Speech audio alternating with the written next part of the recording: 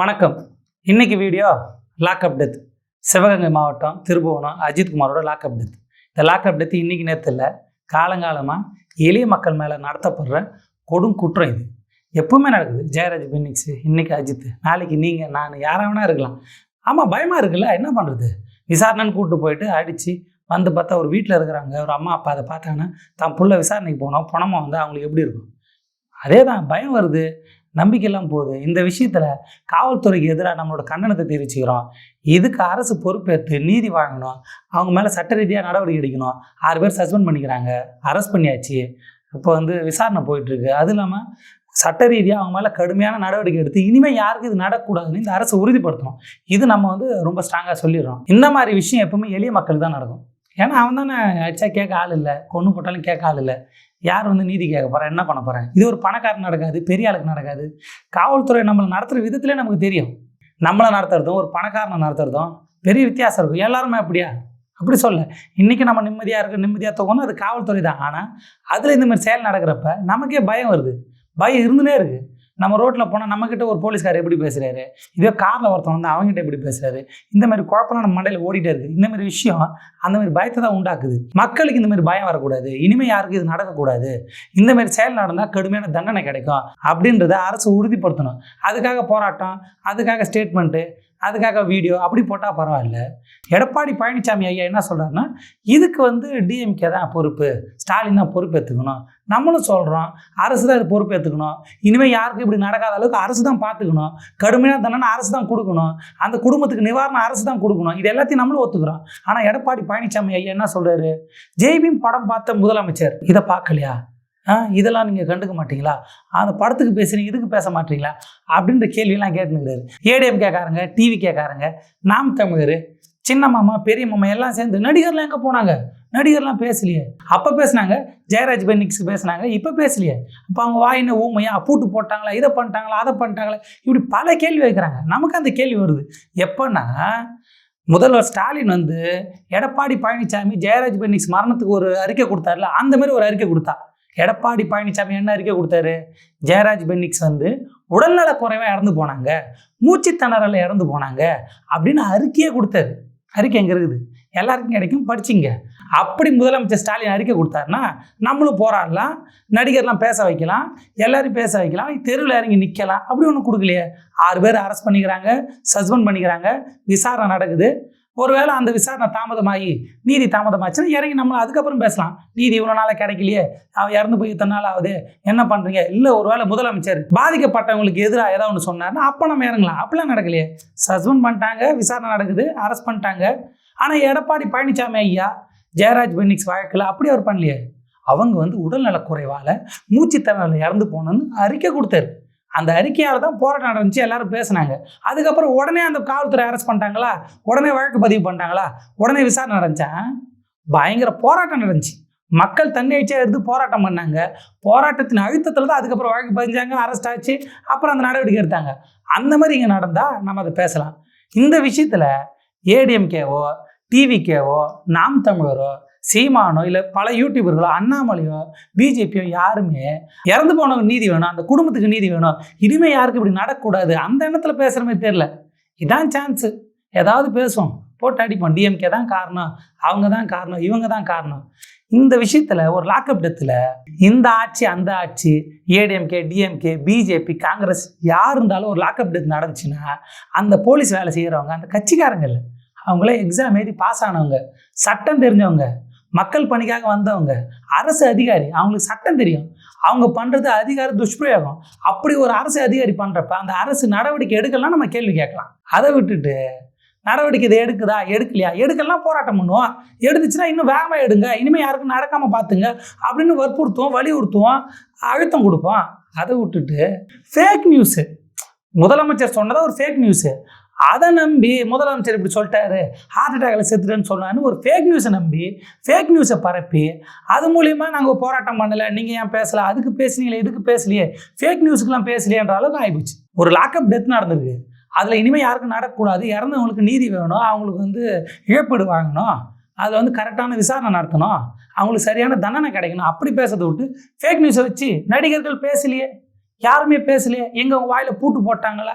இப்படி பேசுறதுன்றது இறந்தவங்க கூடயோ பாதிக்கப்பட்டவங்க கூட நிக்கிறது இல்லை. இதை வச்சு மலினமான அரசியல் பண்றது. நம்ம இந்த விஷயத்துல முதலமைச்சர் தான் காரணம் எப்ப சொல்லலாம்னா, அவர் சீமான் மாதிரி ஒரு ஆளா இருந்தா சொல்லலாம். என்ன சீமான் என்ன சொன்னார்? சீமான் என்ன சொன்னாரு? அவரே எப்ப எலெக்ஷன் ஜெயிக்கிறார்? ஜெயிக்க மாட்டார், அது வேற விஷயம். ஒரு கட்சி ஆரம்பிச்சு மேடையில் என்ன பேசுறாரு? நான் ஆட்சிக்கு வந்தா என்ன பண்ணுவேன்னா, என்னை மாதிரி ஒரு காட்டா உட்கார்ந்தவரை வந்து பாரு நீ என்ன நடக்குது, தெரிச்சு ஓடுவான். இந்திக்கார பையெல்லாம் அவனே பெட்டி கட்டிட்டு ஜலோ ஜலோ அவனே போயிட்டு இருப்பான். எத்தனை பேரை எங்க தூக்கி பச்சு வெளுக்கிறேன்னு தெரியாது. ஒரே வாரத்தில் பெட்டியை கட்டிடுவான். கஞ்சா வச்சிருந்தான் போடுறான், அவின் வச்சிருந்தான் போடுறான், பொண்ணை கைப்பிடிச்சு வச்சுருக்கான், கற்பழிக்கு போடுறான், அங்கே ஒரு பாலியல் தொல்லை போடுறான். ஒரு 1000 பேரை தூக்கி உள்ளே போட்டு அவனுக்கு சோறு போடாத உள்ளே வச்சு பிச்சு விட்டேன்னு வச்சுக்க. ஆட்சிக்கு வரப்போறது இல்லை. வராமலே வந்தாருன்னா வட இந்தியர் மேலே பொய் வழக்கு, கஞ்சா கேஸா போடுறேன், ஆடுறா, அவன் இது பண்ணுறான் அது பண்ணுறேன், அந்த மாதிரி முதலமைச்சர் பேசினாரா? இந்த மாதிரி ஆளு முதலமைச்சரை குறை சொல்கிறாங்க. ஆட்சிக்கே வரல, பொய் வழக்கு போடுவேன், அவனை அடிப்பேன். இதுதான் இப்போ நடந்த கொலைக்கான ஆரம்பமே. இந்த மாதிரி பேசுறதோ, இந்த மாதிரி ஆட்கள் புகார் கொடுக்கறதோ, இந்த மாதிரி ஆட்கள் போலீஸ்காரங்களுக்கு அழுத்தம் கொடுக்கறதுனால தான் இப்படி நடக்குது. இவரும் ஒரு காரணம். இப்படி பேசலாமா ஒரு மேடையில்? பொய் வழக்கு போடணும்னு யாராவது பேச முடியுமா? ஒரு அரசியல் கட்சி வச்சுக்கிறாங்க. இந்த மாதிரி ஆள் வந்து இப்போ வந்து நியாயம் கேட்குறாங்க. இதில் இவர் இல்லாமல் சின்ன மாமா வேற என்னன்னா நடவடிக்கை எடுக்கலாம், நியாயம் கேட்கலாம், போராடலாம். நாங்களும் வரோம், நாங்களும் போராடுறோம், அதான் நடவடிக்கை எடுத்துன்னுக்குறாங்க. இனிமேல் யாருக்கு இது நடக்கக்கூடாதுன்னு உத்தரவாதம் கொடுங்க, சட்டத்தை கடுமையாக்குங்க, தண்டனையை கடுமையாக்குங்க, பொதுமக்களுக்கு எளிய மக்களுக்கு பாதுகாப்பு கொடுங்க. இனி ஒரு கொலை லாக்அப் டெத் நடக்கக்கூடாது. இனி யாரும் அந்த மாதிரி விசாரணைன்ற பேரில் சாவக்கூடாது. காவல்துறைக்கு கட்டுப்பாடுகளை அதிகப்படுத்துங்க அப்படின்னு சொல்லுங்க. அதை சொல்லலை. அதை விட்டு என்னென்னமோ பேசுறது இவரெல்லாம். இப்போ என்ன சொல்ல வரீங்க? இந்த அரசை ஒன்றும் சொல்லக்கூடாது, முதல்வர் ஒன்றும் சொல்லக்கூடாது, இதுக்கு அரசு தான் பொறுப்பேற்றுக்கணும், யாரும் பேசவே கூடாது, எல்லாம் வாய் முன்னு இருக்கணுமா அப்படி சொல்கிறீங்களா? அப்படி சொல்ல, இதுக்கு அரசு தான் பொறுப்பேற்றுக்கணும், நாளைக்கு இது யாருக்கும் நடக்கக்கூடாது, பாதிக்கப்பட்டவங்க கூட அரசு நிற்கணும், நம்மளும் நிற்கணும், அதெல்லாம் பேசுனா எல்லாம் பேசலாம் தான். ஆனால் அரசு தான் இதுக்கு காரணம், இதுக்கு முழுக்க முழுக்க அரசு தான், முதல்வர் தான் காரணம் அப்படின்னு எதை சொல்லலாம்னா, ஸ்டெர்லைட் பிரச்சனை மாதிரி ஒரு பிரச்சனையை சொல்லலாம். இது வந்து ஒரு லாக்அப் டெத்து. ஒரு ஸ்டேஷனில் இருக்கிற அதிகாரிகள் இந்த மாதிரியான செயலை பண்ணியிருக்கிறாங்க, அவங்க மேலே நடவடிக்கை தான் எடுக்க முடியும். ஆனால் ஸ்டெர்லைட்டில் என்ன நடந்துச்சு? பொதுமக்கள் போராட்டம் பண்ணுறாங்க ஒரு தனியார் ஆலைக்கு எதிராக. அந்த போராட்டத்தில் காவல்துறையினர் வந்து 13 பேரை சுட்டுக் கொள்றாங்க, பல பேர் காயப்படுறாங்க. அந்த சுட்டுக் கொண்ட விஷயத்த ஒரு முதல்வர், அப்போ இருந்த முதல்வர், இப்போ வந்து ஜெய்பீம் படம் பார்த்தீங்களா இதுவா அதுவான்னு கேட்குற முதல்வர் அப்போ என்ன சொன்னார்னா, இதையெல்லாம் உங்களுடைய தொலைக்காட்சியில் பார்த்தா நாங்களும் தெரிஞ்சிட்டோம், இதையெல்லாம் உங்களுடைய தொலைக்காட்சியில் பார்த்தா நாங்களும் தெரிஞ்சிட்டோம், ஊடகத்தில் பார்த்தா நாங்களும் தெரிஞ்சிருக்கிறோம். ஆமாம், ஊடகத்தை பார்த்துன்னு தெரிஞ்சுக்கினாரு. அவர் சிஎம் எவ்வளோ பிஸியாக இருப்பார், டிவியை பார்த்தா எல்லாம் தெரிஞ்சுக்கினாரு. அப்படி பேசினவர் இப்போ இருக்கிற முதல்வரை கேள்வி கேட்குறாரு. அந்த கேள்வியில் எங்கேயா கொஞ்சமாக நியாயம் இருக்கா? ஒரு லாக்அப் டெத்தில் அங்கே இருக்கிற காவல்துறையினர் அடிச்சே கொள்றாங்கப்பா விசாரணைன்ற பேரில். யாருக்கும் தெரியாது, அந்த ஸ்டேஷனுக்கு மட்டும் தான் தெரியும். விசாரிச்சா தெரியல யார் யார் ஈடுபட்டிருக்கா, கம்ப்ளைண்டர் ப்ரெஷரா, யார் கம்ப்ளைண்ட் பண்ணா, அவங்களுக்காக அவங்கள திருப்திப்படுத்துறதுக்காக அடிச்சாங்களா, இல்லை எளிய மக்கள்னு கேவலமான நினப்பில் அடித்தாங்களா, இல்லை யார் கேட்க போகிறா, என்கிட்ட பெரிய அதிகாரம் இருக்குது, நான் என்ன வேணா பண்ணுன்ற நினப்பில் அடித்தாங்கன்னு விசாரணையில் தெரியும். ஆனால் ஸ்டெர்லைட் மாதிரி பிரச்சனையில் துப்பாக்கி சூடு நடக்குது, ஷூட்டிங் ஆர்டர் வராமல் காவல்துறையினர் சுடமாட்டாங்க, 13 பொதுமக்களை சொல்கிறாங்க, பல பேர் காயமாகறாங்க. இதை வந்து ஒரு முதல்வர் நான் டிவியை பார்த்து தெரிஞ்சுக்கணுன்றாரு. இதுக்கு யார் ஆர்டர் கொடுத்தா, யார் அதிகாரத்தை அவங்களுக்கு கொடுத்தா, யார் சுட சொன்னா? இப்படியாப்பட்ட கேள்வி அங்கே எழுப்பலாம். இப்படியாப்பட்ட பதில் சொன்னால் இதுக்கு அரசு முதல்வர் பொறுப்பேற்றுக்கணும், அவங்க பதவி விலகணும்னு சொல்லலாம். அதுக்கே ஒரு பதவி விலகலை, பொறுப்பு ஏற்றுக்கல. இது ஒரு லாக்அப் டெத்து. அவங்கள அரெஸ்ட் பண்ணிக்கிறாங்க, சஸ்பெண்ட் பண்ணிட்டாங்க, விசாரணை நடக்குது, நீதி கிடைக்கலாம், நம்மளே போராட போகிறோம், அது வேறு விஷயம். ஆனால் ஸ்டெர்லைட் பிரச்சனையில் டிவியை பார்த்து தெரிஞ்சுன்னு சொன்னாங்க. துப்பாக்கி சூடு நடந்து யார் ஆர்டர் கொடுத்தா, யார் சுட சொன்னால், ஒரு தனியார் ஆலைக்காக பொதுமக்களை ஏன் சுட்டாங்க, அப்படியாப்பட்ட நிகழ்வு இது நடந்துச்சுன்னா இதை நம்ம அது கூட ஒப்பிடலாம் இப்போ இருக்கிற அரசுன்னு. இதுக்கு நடவடிக்கை எடுக்கிறாங்க, எடுக்கலாம், நம்மளும் போராட போகிறோம், இறங்கி குரல் கொடுக்க போகிறோம், பாதிக்கப்பட்டவங்க கூட நிற்க போகிறோம். ஆனால் இது எடப்பாடியா ஜெய்பீம் படம் பார்த்தியான்னு கேட்குறாரு. அவர்கிட்ட ஸ்டெர்லைட் பார்த்தீங்களா டிவியில் நம்ம கேட்க முடியுமா? அவர்கிட்ட ஜெயராஜ் பென்னிஸ் வழக்கில் நீங்கள் அறிக்கை கொடுத்தீங்களா, அதை திரும்பி பாருங்கள் அப்படின்னு நம்ம கேட்க முடியுமா? கேட்க முடியாது. ஏன்னா அது வந்து இப்போ நான் ஏதோ நினைப்பில் கொடுத்தேன்னு சொன்னான்னு சொல்லலாம், அவர் என்ன சொல்கிறார் யாருக்கும் தெரியாது, என்ன சொல்கிறது, அப்படி தான் இருக்குது. இப்போ சவுக்கு சங்கர் அவர் ட்வீட்டாக போட்டு அடிச்சு நொறுத்துறாரு. பா இதாண்டா எனக்கு சான்ஸ், நான் பாடுறா எப்படி பேசணும், ஒரே ட்வீட்டு. அவர் ஸ்டெர்லைட் பிரச்சனை என்ன சொன்னார், அவர் ஒரு டேங்கை பார்த்து சுட்டாங்க, டம்முன்னு சொல்கிறப்ப அந்த டேங்கில் போட்டு ரிஃப்ளெக்ட் ஆகி பொதுமக்கள் மேலே பட்டுடுச்சு அப்படின்னு எடப்பாடி ஐயா சொன்னார் டிவியை பார்த்து தெரிஞ்சுங்கன்னு. இவர் டேங்கை பார்த்து தெரிஞ்சுங்க ஒரு விளக்கம் கொடுத்தாரு. அவரு இப்போ வீடியோ பண்ணுறாரு. அந்த மாதிரி இப்போ இருக்கிற ஆட்சியாளர்கள் ஒன்று சொன்னாங்கன்னா, அறிக்கை கொடுத்தாங்கன்னா, அதை நியாயப்படுத்துனாங்கன்னா நம்ம போராடலாம், எல்லோரும் பேச வைக்கலாம், எதா பண்ணலாம். அவங்க நடவடிக்கை எடுத்துக்கிறாங்க, சஸ்பெண்ட் பண்ணிக்கிறாங்க, விசாரணை நடக்குது. இனிமேல் யாருக்கும் நடக்காத அளவுக்கு நம்ம போராடணும், அவங்கள வலியுறுத்தணும், அதை உறுதிப்படுத்தணும். அதுக்கு நம்ம பேசுகிறோம். அதுதான் இப்போ முக்கியமான வேலையை. இனிமேல் யாருக்கும் இது நடக்கக்கூடாது. அதுக்கு இந்த அரசு என்ன நடவடிக்கை எடுக்குது, அதுக்கு இந்த அரசு என்ன பண்ண போது நம்ம பார்க்குறோம். பண்ணலன்னா வலியுறுத்த போகிறோம். ஆனால் சவுக்கு சங்கர் இதான் சான்ஸ்னு போட்டு அடி, ட்வீட் அடி போட்டு விளாசு. அந்த இடத்துல ஒரு டேங்கை பார்த்து சுட்டாங்க, டம்முன்னு சுட்டாங்க. அது போய் பொதுமக்களை அடிச்சதுன்னு சொன்னவர் இப்போ ட்வீட்டை போட்டுனுக்கிறாரு. ஏன் நடிகர் கேட்கல, ஏன் இவங்க கேட்கல, ஏன் அவங்க கேட்கல, ஏன் இது பண்ணல, ஏன் அது பண்ணல. அவங்க என்னன்னு கேட்பாங்க. நடிகர் வந்து ஏன் அரெஸ்ட் பண்ணலன்னு கேட்பாங்களா, அரெஸ்ட் பண்ணியாச்சு. ஏன் நடவடிக்கை எடுக்கலன்னு கேட்பாங்க, நடவடிக்கை எடுத்தாச்சு. இனிமேல் இது யாருக்கும் நடக்கூடாதுன்னு வலியுறுத்தணும், அதை பண்ணுவாங்க, எல்லாரும் பண்ணுவாங்க. யாருமே வந்து இதை கொலை நியாயப்படுத்தி அவங்க பக்கம் யாரும் நிற்கலை. பாதிக்கப்பட்டவங்க கூட தான் நிற்கிறோம். அவங்களுக்கு இழப்பீடு வேணும் தான் எல்லாருமே பேசுகிறோம். ஆனால் ஏன் கேட்கல, ஏன் பேசலை. இப்போ தமிழ் நக்கீஷம், தமிழ் பொக்கிஷம் அவர் ஒன்று சொல்லுவார், ரொம்ப இன்ட்ரெஸ்டிங்காக இருக்கும். இந்த ஊரில் நமக்கு ஜஸ்டிஸ் கிடைக்கணும்னா நம்ம ஏதாவது ஒரு மதத்துக்கு கீழே பிறந்திருக்கணும், இல்லை ஏதாவது ஒரு சாதிக்கு கீழே பிறந்திருக்கணும். அந்த சாதிக்காரன் பெரிய அளவில் அதிகாரத்தில் இருக்கணும், அந்த மதத்துக்காரன் அதிகாரத்தில் இருக்கணும், அந்த மதத்துக்காக நிறைய பேர் ஓட்டுக்கள், அந்த மதத்தை வச்சு ஒரு பெரிய ஓட்டு வங்கி அப்படிங்கிறது இருக்கணும். ஒரு மதத்துக்கு கீழே ஒரு ஜாதி கீழே பிறந்தா அவங்களுக்கு நீதி கிடைச்சிடும். இந்தியாவில் யார் பிறந்தாலும் ஒரு மதத்துக்கு கீழே ஒரு ஜாதி கீழே தான் இருப்பாங்க. பிறப்பு அடிப்படையில் தான் ஜாதி உருவாகுது. ஆனால் வந்து ஒரு மதத்துக்கு என்ன சொல்ல வர்றாருன்னா, ஜெயராஜ் பென்னிக்ஸில் நடவடிக்கை எடுத்தாங்க, அப்போ குரல் கொடுத்தாங்கல்ல, அவங்க வந்து ஒரு மதம்.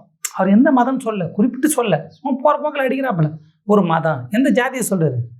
இந்த ஜாதினா அவங்க வந்து நிற்பாங்க, இந்த ஜாதிக்கு யாரும் வரல, போடு மத கலவரத்தை ஜாதி கலவரத்தை தூக்கி போடு. என்ன பண்ணுறது, வாயிற்கு பேசுறது தானே நம்ம வேலை, ரெகுலராக பண்ணுறது தானே. உன்னை சார்ந்தவங்களும் நீ ஆதரிக்கணும், இதை ரெகுலராக பண்ணிகிட்டு இருக்காங்க, நீயும் பண்ணு. இது இல்லாமல் ஒரு அம்மா என்ன பேசுன்னு தெரில, பாதிக்கப்பட்டவர் ஒரு குறிப்பிட்ட ஜாதி, காவல்துறை எல்லாருமே ஒரே ஜாதியை சேர்ந்தவங்கன்னு ஒரு பொய்யான தகவலை சொல்லின்னு தெரியுது. எதுக்குன்னு தெரியலையே. பாதிக்கப்பட்டவங்க கூட ஜாதி மதம் பார்க்காம கூட சேர்ந்து நிற்கணும், அதுதான் நம்ம வேலை. பாதிக்கப்பட்டவங்க கூட நிற்கணும், அவங்களுக்கு நீதி வேணும். அதுக்கு நம்ம என்ன பண்ணுவோம், எல்லாம் ஒன்று சேர்ந்து நிற்போம். அது இல்லை, பாதிக்கப்பட்ட இந்த ஜாதி, காவல்துறை எல்லாம் ஒரே ஜாதி அப்படின்னு ஒரு பொய்யான தகவல்.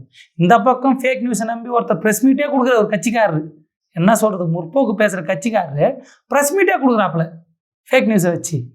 அப்புறம் ஃபேக் நியூஸை வச்சு நீங்கள் பேசுனீங்க, அவன் பேசுனீங்களா, முதல்ல இப்படி பேசிட்டாரு. அப்புறம் ஃபேக்காக ஒரு நியூஸு, இவங்க அந்த ஜாதி அவர் இந்த ஜாதி, ஃபேக் நியூஸு. இப்படி எல்லாருமே இதை வச்சு அரசியல் பண்ணுறது தான் பார்க்குறாங்களே தவிர்த்து பாதிக்கப்பட்டவங்க கூட நிற்கணும், நீதி வேணும், இன்னும் யாருக்கும் இப்படி நடக்கவே கூடாது. அதுக்கு நம்ம என்ன பண்ணலாம், அப்படியேப்பட்ட பேச்செலாம் இல்லை. நேராக நடிகர்கிட்ட போயிடுது. நடிகர் பேசினாரா, இதுக்கு பேசலையா, ஏன் பேசலை, அப்போ நடவடிக்கை எடுக்கல பேசினாங்க, இப்போ நடவடிக்கை எடுத்திருக்காங்க, சரியாக எடுக்கலாம் பேசுவாங்க, அவ்வளோதான். இந்த விஷயத்தில் பாதிக்கப்பட்ட கூட நம்ம நிற்கிறோம், காவல்துறைக்கு கடுமையான கண்டனத்தை தெரிவிச்சுக்கிறோம். இனி யாருக்கும் இப்படி நடக்கவே கூடாது, அதுக்கு இந்த அரசு பொறுப்பேற்று அதை உறுதிப்படுத்தணும்னு கேட்டுக்கொள்கிறோம். இந்த மாதிரி விஷயத்தில் காவல்துறையை குற்றம் சொல்கிறதுக்கு முன்னாடி நம்மளே கேள்வி கேட்க வேண்டிய அவசியம் இருக்குது. காவல்துறையை குற்றம் சொல்கிறத விட்டு நம்மளே கேள்வி கேட்கணும். முதல்ல நம்ம எல்லாத்தையும் சரியாக பார்க்குறோமா. ஒரு திருடன் நம்ம வீட்டுக்கு வந்துடுறான், அவனை பிடிச்சி காவல்துறையில் கொடுக்குறான், அவனை போலீஸ் அடித்து கையை உடச்சிச்சுன்னா திருடன் நீ கையை உடைக்கிட்டோன்னு நம்மளே பேசுகிறோம். உண்மை அதுதான். நம்ம அப்படி பேசக்கூடாது. ஏதோ வந்து சட்ட ரீதியாக அணுகணும், சட்ட ரீதியாக தண்டனை கொடுக்கணும், சட்டங்கள் கடுமையாக்கப்படணும், தண்டனைகள் கடுமையாக்கப்படணும். இனிமேல் யாரும் பண்ணாத அளவுக்கு சட்ட ரீதியாக என்ன பண்ணணும் அதை தான் நம்ம பேசணும். நம்மளே இப்படி தான் இருக்கிறோம். நம்ம ஒரு வழக்கு கொடுத்தா அந்த வழக்கை பொறுத்து அவனை அடிங்க சார், அவனை எதாவது கேளுங்க சார், நம்மளே கேட்குறோம். நம்ம மேலே வழக்கு கொடுத்தா என்னை வந்து சத்தமாக பேசிட்டாங்க, என்னை மிரட்டாங்க, நம்மளே சொல்கிறோம். நம்ம மாறணும். முதல்ல நம்ம எதாக இருந்தாலும் சட்ட ரீதியாக அணுகணும், சட்டத்தின் பின்னாடி நிற்கணும். அப்போ தான் எல்லாத்தையும் கேள்வி கேட்க முடியும். ஆமாம்மா, நான் எல்லாத்தையும் சட்ட ரீதியாக தான் அணுகிறேன், ஆனால் அவங்க இப்படி பண்ணுறேன், நான் என்ன பண்ணட்டும். அப்போ எல்லாரும் மாற வேண்டியது இருக்குது. எல்லாருமே சட்டத்தின் பின்னு சட்ட ரீதியாகவே எல்லாத்தையும் அணுகணும். மாற்றம் நம்மக்கிட்ட உருவாகணும். இன்றைக்கி நம்ம நிம்மதியாக தூங்குறோம், நிம்மதியாக இருக்கணும்னா அதுக்கு காவல்துறையோட பங்கு ரொம்ப முக்கியமானது. ஏதாவது ஒரு இடத்துல இப்படி பண்ணிட்டே தான் இருக்கிறாங்க, அதுவும் எளிய மக்கள் தான் இப்படி பண்ணுறாங்க. அதை வன்மையாக கண்டிக்கிறோம். இனிமேல் அது நடக்கக்கூடாது, நம்மளும் விரும்புகிறோம், வலியுறுத்துகிறோம். காவல்துறையில் மாற வேண்டியது இருக்குது. அதிகாரத்தை இப்படி எளிய மக்கள் மேலே பயன்படுத்தி அவங்களுக்கு என்ன சந்தோஷம் கிடைக்குதுன்னு தெரில. எத்தனை உயிர், என்ன பேசினாலும், என்ன விளக்கம் கொடுத்தாலும் போன உயிர் வந்துடுமா? எவ்வளோ நிவாரணம் கொடுத்தாலும், எவ்வளோ காசு கொடுத்தாலும் அந்த உயிருக்கு ஈடாகிடுமா? யாரோ ஒரு ஆள், யாரோ ஒரு குறிப்பிட்ட 4-5 பேர் அவங்களோட விருப்பு புகார் பண்ணவங்களை திருப்திப்படுத்துறதுக்காக சில விஷயம் பண்ணுறது. ஒரு உயிர் போகுது, அந்த உயிருக்கு பின்னாடி குடும்பம் இருக்குது, குழந்தை இருக்குது, அவனுக்கும் எதிர்கால கனவு இருக்குது. இது என்ன சொல்கிறதுன்னு தெரில, ரொம்ப வருத்தமாக இருக்குது.